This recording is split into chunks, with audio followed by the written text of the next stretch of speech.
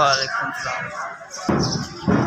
Mohammad Usman Ahmad park कुल्फियाँ का काम, कुल्फियाँ बेच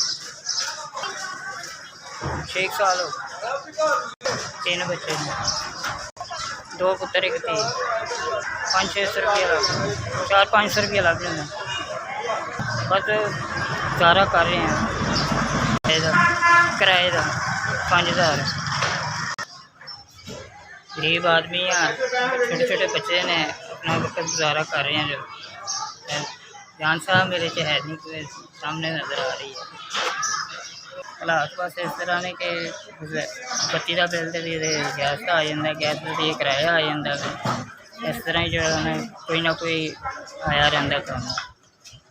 घर के खर्चे ने, बच्चे ने, बच्चों का 100 जुत्ती कपड़े का होंगे हिसाब।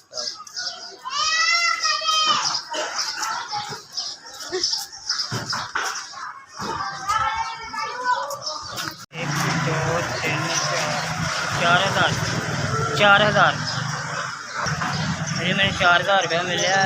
उन्होंने तंदुरुस्ती करे जिन्हें भी दिता है, अल्लाह उन्होंने सेहत याफ्ता दे।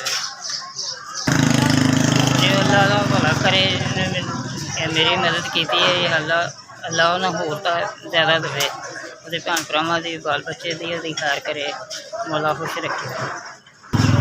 SVS जिन्हें मेरे तक 4000 पहुँचाया, मेहरबानी है।